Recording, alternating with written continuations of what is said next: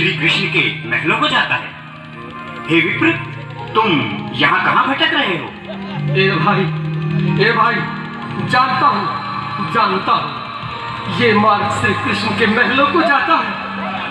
मैं उनसे ही मिलने आया हूँ भाई। यह भी घूम रही द्वारकाधीश से मिलने का यह कौन सा समय है? महाराज अभी दरबार में नहीं है। अरे पंडित जी, श्री कृष्ण अपने महल के शयन कक्ष में आराम कर रहे हैं।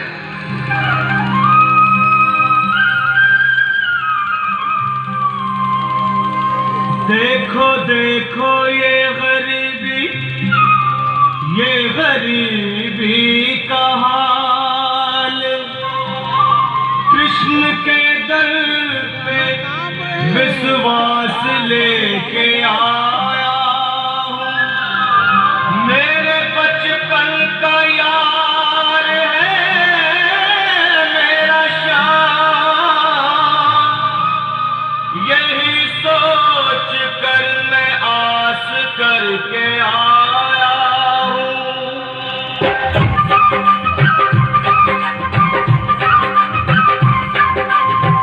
अरे द्वारपालो, कन्हैया से कह दो, अरे द्वारपालो, कन्हैया से कह दो कि दर पे सुदामा गरीब आ गया है, दर पे सुदामा गरीब आ गया है। भटकते भटकते न जाने कहाँ से, भटकते भटकते न जाने कहाँ से तुम्हारे महल के करीब आ गया है, तुम्हारे महल के करीब आ गया है। अरे द्वारपालो, कन्हैया से कह दो कि दर पे सुदामा गरीब आ गया है, दर पे सुदामा गरीब आ गया है। भाई द्वारपाल, मुझ पर दया करो भाई। बस तुम जाकर कन्हैया को ये बता दो कि उनका बाल सखा सुदामा मिलने आया है। मेरे इस फटे हाल पर मत जाओ भाई, तुम बस जाकर मेरा संदेश उस कृष्ण को दे दो, उस कृष्ण को दे दो भाई। क्या हंसी ठट्टा करने को हम ही मिले हैं? तुम ठहरे दीन निर्धन फटेहाल ब्राह्मण, तुम्हारे अंग अंग से गरीबी बदहाली झलक रही है। और कहा महाराज श्री कृष्ण, क्षमा करना पंडित जी, हमें अपने प्राणों से हाथ नहीं धोने जो तुम्हारा यह संदेश द्वारकाधीश तक पहुंचाए। न सर पे है पगड़ी, न तन पे है जामा, बता दो कन्हैया को नाम है सुदामा, बता दो कन्हैया को नाम है सुदामा, बता दो कन्हैया को नाम है सुदामा। न सर पे है पगड़ी, न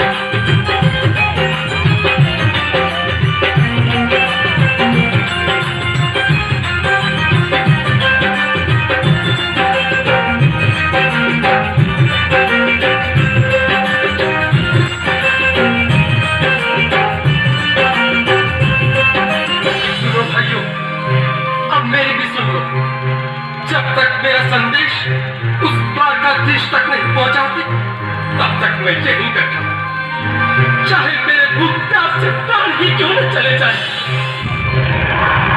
तालियां बजाए, तालियां भैया, क्या बात है।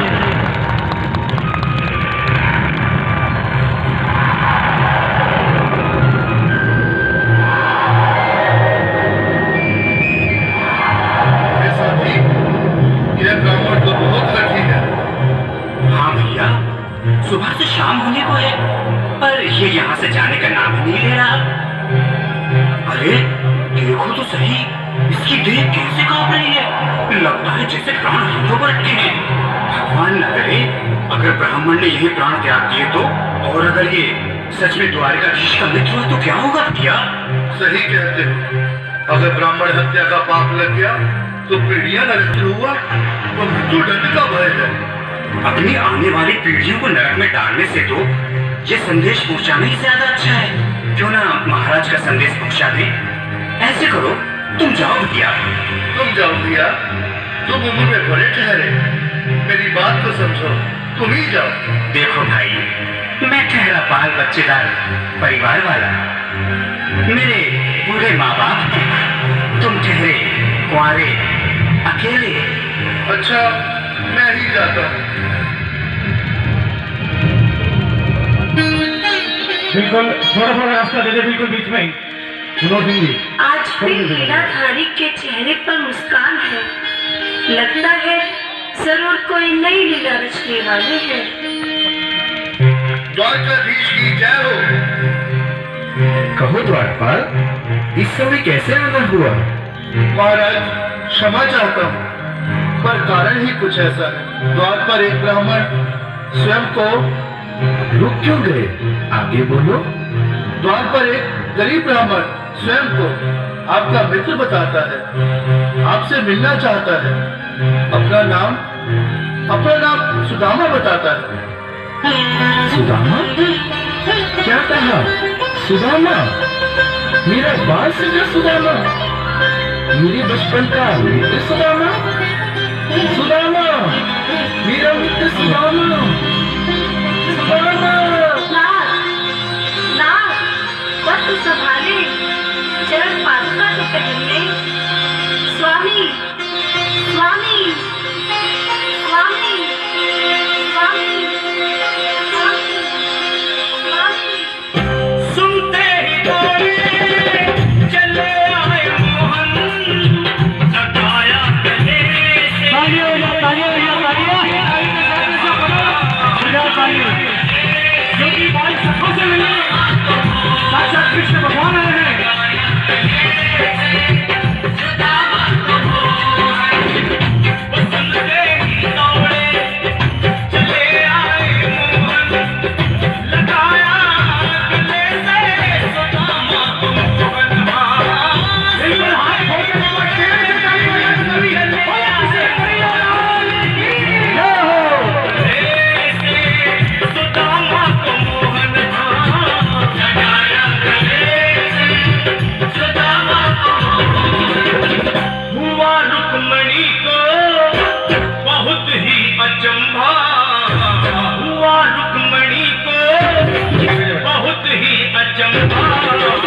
ये मेहमान कैसा अजीब आ गया है, मेहमान कैसा अजीब आ गया है। हुआ रुक्मणी को बहुत ही अचंभा, ये मेहमान कैसा अजीब आ गया है, मेहमान कैसा अजीब आ गया है।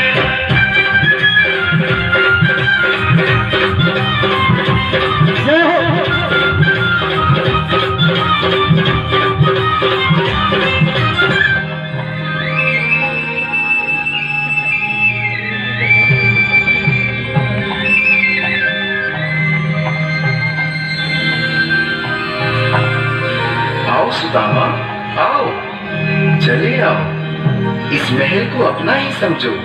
मेरे बाल सखा, शर्माना कैसा? चले आओ। रुक्मणी, रुक्मणी, मेरे मित्र के स्वागत की तैयारी करो। घबराओ मत। सुदामा, सिंहासन पर बैठो। नहीं, मैं आपके सिंहासन पर कभी नहीं महाराज। ये पाप मुझसे न होगा। ये द्वारकाधीश, मैं मिथुन, बदनसीब, बदकारा, तुझ ब्राह्मण आपके चरण में बैठ सकूं तो मेरा सौभाग्य होगा। हे दीनानाथ, हे दीनानाथ, हे दीनानाथ। सुदामा, मुझे महाराज कहकर प्रताड़ित ना करो। मैं संसार के लिए द्वारकाधीश हूँ, पर तुम्हारे लिए सिर्फ तुम्हारा बाल सखा हूँ। मुझे बचपन की तरह कृष्ण, कन्हैया या मोहन कहकर पुकारो। महाराज,